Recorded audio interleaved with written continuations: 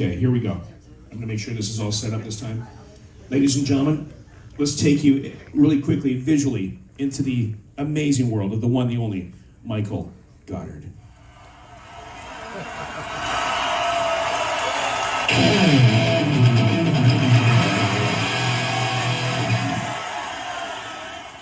He is the #1 best-selling artist in the world today. Guy's #1 selling artist in America right now. He came to me to get tattooed. That trips me out. You put a paintbrush in this guy's hand, and he's insane. His style of painting is so unique. There's nobody out there doing anything like what Michael does. They call him the rock star of the art world.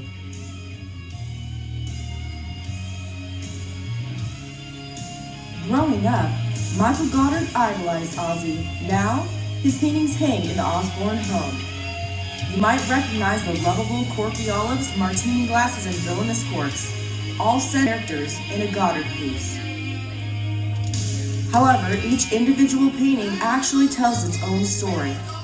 In the genre comedy, his characters mirror our lives, and the stories put a smile on your face. He calls it happy art. A framed photo sent to him by troops in Afghanistan hangs in his home. Soldiers tagged a piece of blown-up artillery with a Godard-like olive figure. He says for them, it was a brief escape from a brutal reality of war.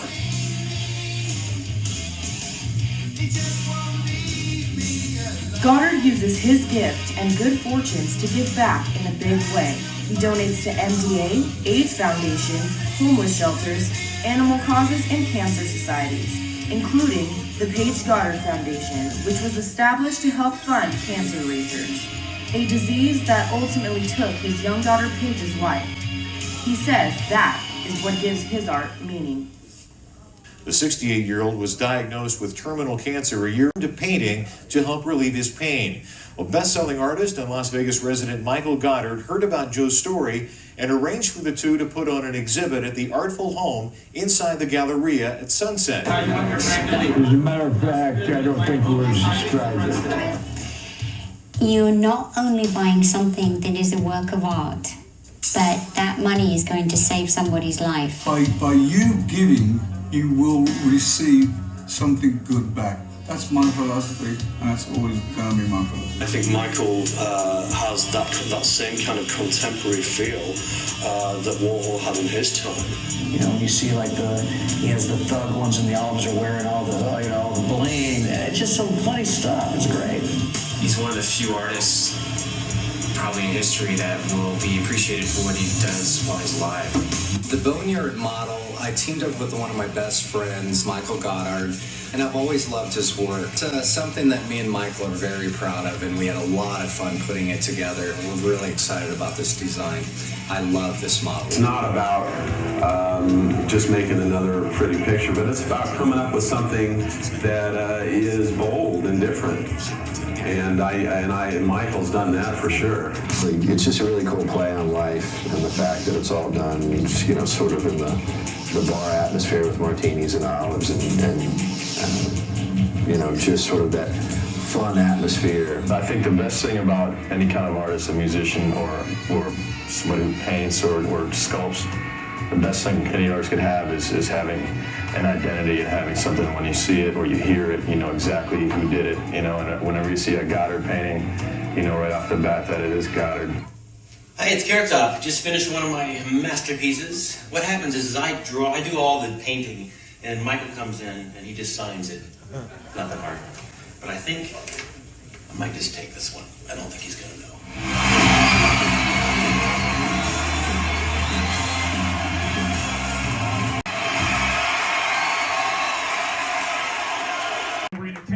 Get you up, get some music on, have some fun. Count me down if you will, VIPs, in 5, 4, 3, 2, 1. Make some noise for the paintings of Michael Godard. Here we go. Now, this is a fraction of what we're going to show tomorrow. In fact, we have a massive collection. We've got about 41 paintings by Michael Godard tour. It's the biggest collection. I haven't seen Mike in 6 months. He literally just dominated Europe. You were just in Italy, you were just in Ireland. I'm talking massive sales, but he's back home right now for us. So I've got a couple new. We didn't have a chance to even frame it. It was literally shipped directly from Las Vegas, Mike's new 50,000 square foot studio, and it was shipped here directly. Do you want to see it? Yeah! Ladies and gentlemen, I'll give you a hand, Anna. This is awesome. This is my staff favorite. Let's pull down on the front, shall we? Is that good? All the way like this? This is Wine Garden by Michael Godard. Yes. That's what we're looking for right there. I gave it a little bit of love. So, in true Goddard fashion, I had mentioned that sometimes, you guys know, I like to hide a few things in my paintings. You guys are the first ones to see it. By the way, you can actually see the word love right here. And but this kind of reminds me of the Garden of Eden, but for wine drinkers. So, forever flowing some beautiful red wine. I've also, during my time, I wouldn't say time off, my time during COVID, I really tried to branch out. So the collection you're going to see this weekend is very, very different from things you've seen before. Now, all the paintings that I created, every one of them is an original painting. The difference is all these paintings you see around the room were made for you to share with your family and your friends. This is a painting, and the one over here is a painting that I share with the entire world. So it's on a different, it's on sort of a different level of painting. This is when I go and I slow things down. But one of the fun things that happened during COVID is watching a lot of Bob Ross. I love that guy. Yeah, there's no mistakes. Come on, just happy trees. Anyway, but so I'm trying to do some experimenting. I mean, those of you that have been following my work for the last 30 years know that all my canvases are basically a black background, and now I'm exploring this new colorful world and getting into some really fun landscapes. The other thing is trying new techniques out. So as I shared with you, I have an 8 and 9-year-old, and I'm very adamant about them cleaning up after themselves. So they said, Daddy, we want to paint this weekend. I said, actually you can paint this weekend, but guess what? You guys didn't clean the brushes out, and so now you don't get to use brushes. So now what? We don't need brushes, Dad, we're gonna finger paint. And it was so fun to watch my 2 little girls finger painting. I got so excited, I decided that I wanted to do some finger painting. And so some of the paintings, especially recently, I've been trying out some new techniques. This is definitely one. You can see by how this is, I don't want to say animated, but somewhere in between. So I'm a mechanical engineer by trade, and so I, chick magnet, pocket protector. Listen, I was a mechanical engineer for, some people say fire, depends on who you talk to, but when I decided to pursue art, I loved super realism. And if you notice, all the paintings that you've seen of mine, I still print my signature like a draftsman does. And but I love photorealism. One of my dear friends, you guys know him, a guy named Scott Jacobs, phenomenal painter. And I love his realism. He's at a whole nother level of artist than most of them. And so I love that. And I can paint a wine bottle and a wine glass to look so real that you look like you could touch it. But shouldn't art take you to someplace magical that photography doesn't? Isn't that kind of where you lose yourself and in a new world? So I try and find a balance between this photorealism and this other new world.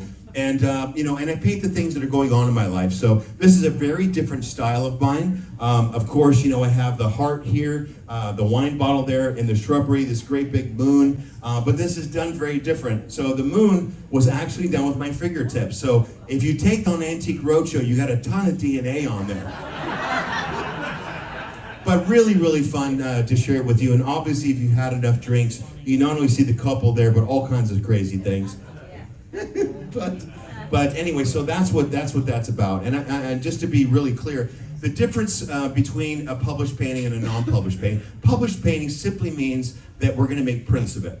And when we do that, it means we're not sharing it with a small audience, we're sharing it with a great big audience. Now, those of you that have been to my shows, once in a while, I might have one original that's going to be published. This weekend, I actually have 2, which is kind of crazy. But even more rare than that is a Park West published painting. Now, the reason for that is I've been with Park West now for about 8 years, and what they do is they take a selection of pieces or a request, and they say, I would like you to paint something along these lines, or we'd like to use these and we would like to publish it. Now, that's only happened 2 times in 9 years. The first 12 that I came out with, that Park West said they wanted to be on all the cruise ships, we sold out, Jason, within two auctions or something. Literally, we didn't know what we were doing. We could have sold them all out within 24 minutes. We didn't realize what we had in our hands, but it took 2 auctions. Right. For 12, yeah. So the cool thing about it is that although these come up, the Park West originals are even more rare than this, because literally, once a year, out of all the published pieces that I have right now, we had about, I would say 12 to 18. They're all gone, basically, except for that painting right there. So anyone who goes on a cruise ship is going to see this painting. And this is the painting that they use, Park West will use in their brochures and other things. So if I was to randomly meet a stranger and say, oh, you went on a cruise? Yeah. Awesome. We bought the print of this right here. So this is the first time this painting's being shown. But again, this is a Park West published piece. So everybody that's on a cruise is going to see this piece. That means it's going to be on the telecast. It's going to be in the brochures, all of that. And that's kind of special and doesn't happen.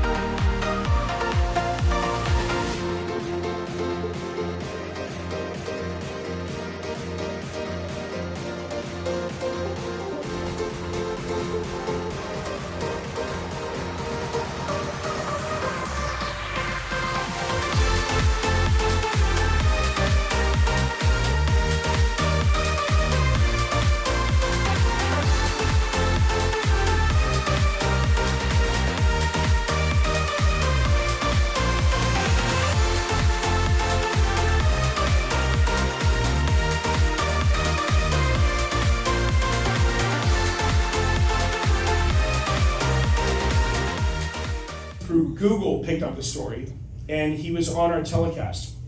We sold $1 million of art in 21 minutes of this guy through 40 different countries through our telecast product. He broke a record. We took that footage, and we had our team put together a short film on that happening. We entered that film into a contest. Park West won an Emmy. We won an Emmy based on Create breaking that world record. Stuff that never happened. The worst part of it is another auctioneer was the auctioneer that weekend, and he has the Emmy in his home. I'm okay with that. My counselor and I are dealing with that. The idea is this. You're about to meet an artist, and we're going to get right to the story. I'm going to show you the paintings. He's the real deal. He's overwhelmed. He's beside himself. The producer Timbaland, you know Timbaland? Yes. The producer who produces Nelly Furtado and Justin Timberlake, just reached out to him and just had him do a $100,000 commission for him. He's hitting $100,000 for paintings already. He can't keep up with it. He's opened up his own school of training.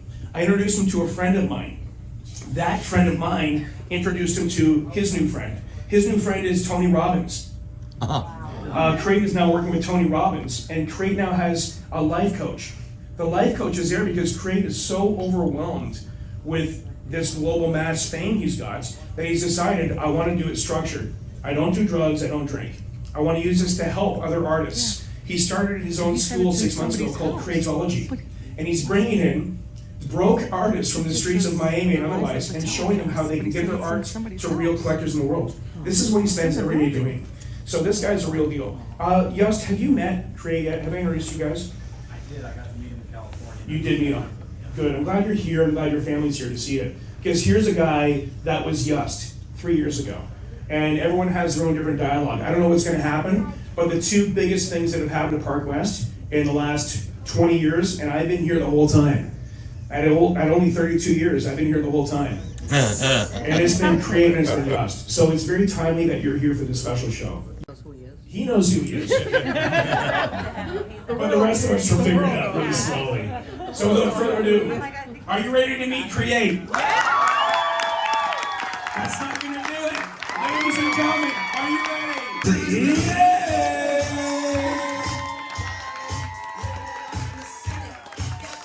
Come on, make it feel good, everybody. Woo!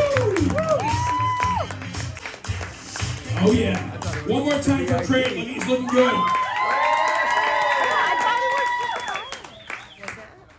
You guys are making me blush. Let's start off this the right way. Let's start this off the right way. Now, I'm not showy. I like to kind of dress down and walk over the back. I know when I'm competing, and I know when I've lost. So I can only do this one person in the world. Who are you wearing tonight? Clothes. Yeah, who is it? Here's the difference. I get my suits on Wish.com. Where did you get that? Are we wearing Gucci tonight? No, Louis Vuitton. Oh, it's Louis Vuitton. Excuse me. I got something to share with you. People say, where do I get my shoes? And all this stuff. And I've been traveling on the road for years. And whenever I'm anywhere, if I'm in Harrods or somewhere around the world, I always go into the unique stuff and buy shoes. I only have one real pair of shoes. I only have one real pair. I did a show we were in California, last year? Was it last year? Mm-hmm. We were doing a show in California, and midnight, Create says, hey, I want to talk to you tonight. I got something for you. And I'm like, oh, okay, well, you should know, but I'm glad you did. We meet at midnight. He walks in. I meet with the staff to get ready for the auction next day. Yust, listen to this story. It's very important for you. He walks in with a Saks Fifth Avenue bag. I'm like, what? And he goes, I think it's time you graduated. And he pulls out this amazing pair of men's Louis Vuitton. Red soles. They're the one pair of real shoes I have. And they're courtesy of Create. And I wear them, and I feel like I'm a foot taller. People pay attention to me. And it's really nice because they're the only shoes when I go home and I go like on a date night with my wife, they're the only shoes she'll let me wear. She's like, you're not wearing those. You're wearing stuff. So I gotta thank you. I want to show this painting and I want to make some noise for it. Will, would you be a favor? Come on up. Got you. I'm gonna announce the name of this painting, folks. We're gonna show it. It's called Committed to Creation. This is an awesome painting. I'll show this one. You show that one. So this is the first example, the bonne of the print. We're going to include an example of the print of the collector. You know the tradition now, after today, of published paintings. There is one published painting in the world. I want to be clear, there's no hyperbole here with Create. This is it. You're the first group to ever see it. And beyond that, let's have some fun. Ladies and gentlemen, art history. This is committed. Oops, excuse me. This is committed to creation.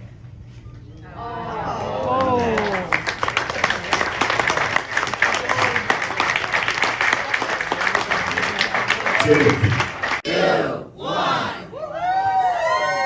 Oh, make some noise for Create, everybody.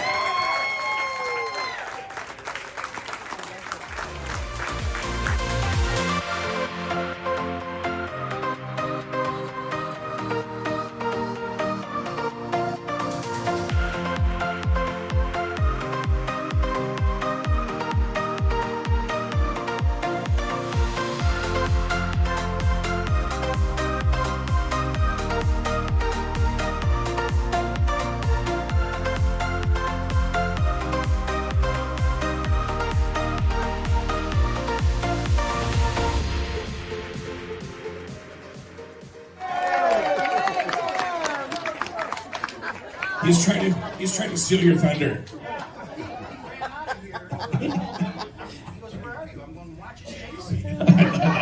There's only one. Grab that for me, man. So I gotta tell you, thank you. You're in the middle of like two massive shows. You're with me in Alaska next week. Yes. You just got back from Italy, a show in Italy. Yes. And then we did a studio tour, which some of you may not know. We did the Tim Yankee experience. Happened the 2 days before the rest of you came in. It seems like a month and a half. It seems, yeah. It's been a busy week. It's been crazy. And then, and then no big deal. ABC reached out because they want to do a little bit on you and kind of do some press on you while they're in town. So that happened. It's a crazy weekend. And that happened yesterday. Yeah. And something very interesting came from that because in the discussion, Tim said, well, they're coming by my studio. Let me share a bit of the light. So Tim reaches out to one of his new best friends, an artist that some of you may know. His name is Create. So what you don't know is that Create went over and spent the day at Tim's studio. Now, Tim's studio is pretty important. It's where Tarkai spent the last month of his life. Tarkai came over and was a big fan of Tim Yankee. And Tarkai was a dear friend. And he spent the last month doing an in residence in Tim's studio. and he was doing shows in the U.S. and he says, I'll come over and I want to hang with Tim for the last month. Tell us what that was like, by the way. Sure, that was fantastic. I mean, it had some downsides, but I mean, to have him there for a month, he had the keys, he had the code. I would go to an event and come back, and it was just something cool to know that Tarkai was standing and painting in your studio. So there was a couple times I would stand next to him, we'd paint, and he'd come over and look at my art, and I'd go over there and just adore his art. And that's where we would come up, and he would show me the different acrylic sticks, and I passed those acrylic sticks on to Lebo, and I hung out with Chaba, and he showed me the whole interference paint. So you have a lot of cross-pollinating of ideas, if you will, when you have other artists hanging out in your studio or when you go to visit theirs. It was fantastic to have, one of America's or the world's hottest artists come to your studio as well. And, but hang on, you're not going to take any credit for this, though, but the common denominator in this family feel you have with these artists is Tim Yankee. So Goddard asked, did Goddard make it to your studio this weekend? Yeah, he tried to. Yeah, because Goddard came in, and believe it or not, I changed Goddard's flight twice this weekend to get Sounds here. like him. And then he missed his flight home because he was in the lobby talking to some of you. And he's like, I hate to do this, but I need another flight. And then he came, you guys were on live. But you guys got together and did a thing. So let's show the clip and you guys tell us what you did. Gallery for an up-close look at artists in action, both longing to connect with onlookers one brushstroke at a time. Here with us now is Detroit artist Tim Yankee and Germany native Kevin Create Vigil. Tim and Create, thank you for being here. We appreciate it. What a pleasure. Thank you for having us. So we're going to get to what you're actually doing in your gallery right now, but first tell us a little bit about this collecting event you have going on this weekend at Park West. Sure, it's one of our annual local right here, Detroit VIP being held right here at the Townsend through Park West Gallery. And it's more than an honor. I'm a mile away from where the event is happening in my studio here in Birmingham, and I got the legendary super red hot Create with me, and I try to take the advantage of having local artists here and doing a collaboration. We've never done a collaboration before, so let's kill this. Excited. So this is something that I started earlier. I do a lot of Southwest and Native American art as well, along with abstract and patriotic pieces. So I started this earlier this morning. So we're going to do a collab of a Native American or First Nations headdress. It's a war bonnet, it's a sacred adornment, so we respectfully want to keep it as accurate as possible, and you're going to see him do his magic. There's a few bells and whistles that I'm going to do and go ahead and just create, kind of cool different details, but he'll go in and we'll tighten this up a little bit later, but if you want to rock and roll with this right now, let's do it, so I'll help you out here. Yeah, I'd love to see a demo. It's so impressive how you're able to create, it looks like it's almost coming off the canvas there. I'm fired. I'm fired. Have at it, boss. Or the colors. Let's make some colors buried together. And so, Create, as you're working, I'm going to kind of ask you questions here. Both of you are abstract artists. Talk to me about where your inspiration comes from. Well, I mean, my inspiration comes from energy. So abstract really just shows our real, genuine, character. It's something that's hard to follow like a rule in abstract. That's the best thing about it, that we get to do what we want. That's my interpretation. I'm also so impressed that you're able to do this and talk to me at the same time, and you don't even seem stressed. This is just easy for you. You're making it look that way. No, And so this is a question for both of you. On a piece like this, when you look down at whatever you're creating on, whether, in this case it's canvas, do you automatically know what you want that creation to be ahead of time, or sometimes do you kind of leave it open-ended? I think I work more spontaneous. Okay. I kind of like stuff to just make itself happen, those happy mistakes, like we like to say. That's exactly right. I mean, outside of any imagery or content that I may put in the image, if it's an abstract or if it's something that's just totally abstract, I have no preconceived idea of what colors or what direction I'm going to go in. It's almost like I'm going along to the dance. I go on autopilot, right? The colors just fly, and when you know you're done is when it just hits on all cylinders visually, and you just sign it and move on to the next one. So you got to rely on spontaneity. Spontaneity is probably our biggest tool. Yeah, I agree. It's just something that it's, as you say, the things just build itself. A lot of people always ask me, do I know where I'm going to put the color? I really don't. I kind of just go with the flow. And you shouldn't, right? I mean, because otherwise it becomes man-made. It really becomes manufactured. Sure. If you really coordinate where the colors go, let it go. Look at the different blends that are happening here. I mean, you can't account for this. You got to run. Sometimes gravity plays a role, or sometimes paint things plays a role, or So you gotta collab with the paint itself. And Tim, we have less than a minute left as Create is continuing to make this beautiful work there. Tell us a little bit about how people can get involved in this special event you have this weekend. Is there still an opportunity for people from the public to get involved in this? And how do they do so? No. 469 Northwestern Highway. It's, you know, Yanke, a famous artist, coined the phrase that it's the museum that sells, if you will. So yeah, it's open to the public 7 days a week, free admission for a museum, and pretty much everything that we do create, and from all the other masters, living masters, you've got Michael Godard and all these incredible artists. You can go right here in Southfield in our backyard. We have an incredible museum / gallery, and it's open to the public. You can find anything we do there. This is so impressive. We have been speaking now on the air for less than 4 minutes and seeing what Create has been able to do in that short amount of time.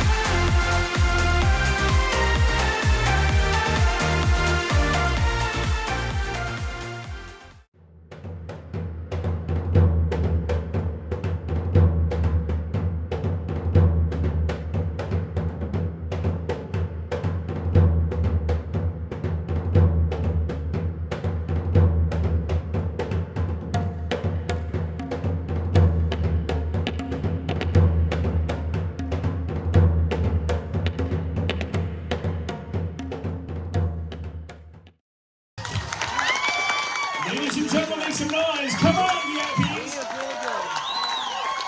Make some noise for Tony Duncan and the Yellowbirds, everybody. Come on, I want to hear you scream.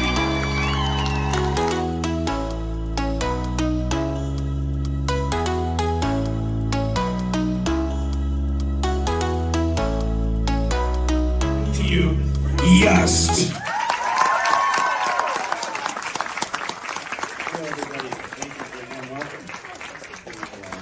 Incredible show. Experience here with God my first time. I want to give you a teaser. I want to give you a teaser of one of his paintings. Guys, this is awesome. Whoa.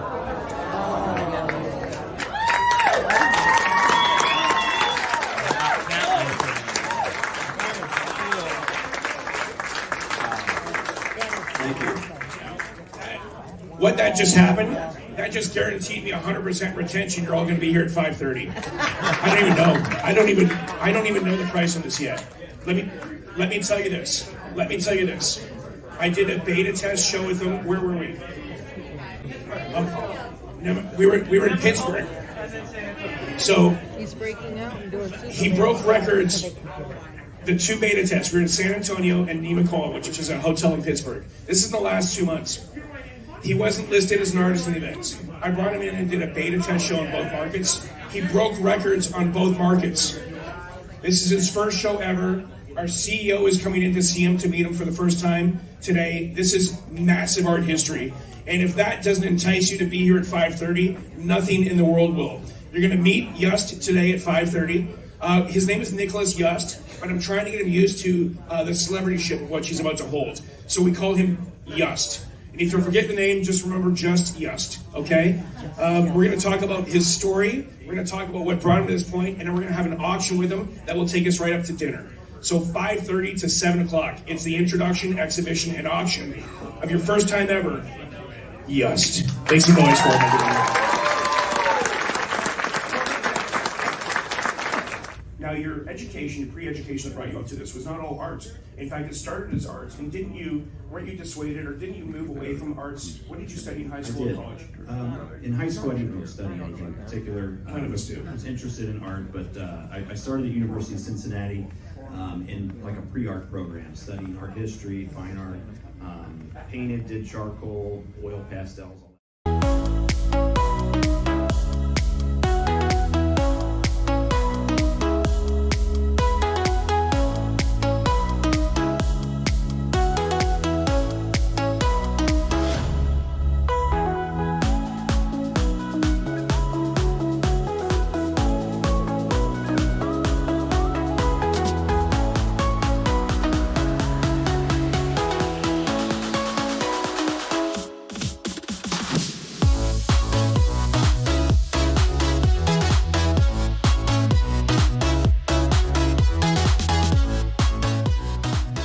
So, Charlie, just kidding. What did you think of the VIP event hosted by Park West Gallery a couple weeks ago we went to? I was blown away. Yeah. Those artists were absolutely amazing. I mean, we already loved Goddard and Yankee and Create, of course, and then meeting Nicholas Yust. Oh, yeah. He's going to go far. He's going to go really far. We were so fortunate that we were the first event for Nicholas, and we got to see his pieces before anyone else. Yeah, and as you just seen in this video, the works he's done. Yeah. And this is just the beginning for him. You know what? We went back in October 2021, and this one in 2022, I enjoyed it a little bit more. Not saying October 2020 was bad. That was still great. That was good. I just enjoyed this one a little bit more. I think it's just we met some people. really nice people, you know. And we're gonna go out with them and all that good stuff. Yeah. So if you're watching, yeah, you know who you are. Yeah. Yeah. We're waiting to go on that boat. Yeah, and we're gonna go on that cruise too.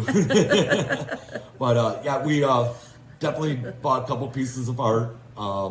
Enjoyed it. The food was, of course, phenomenal. The drinks, phenomenal. I really enjoyed it this time. Yeah, really did. They really. Park the West, art, you hit it out of the park once again. Yes, you did. And the museum, it was nice to see that complete.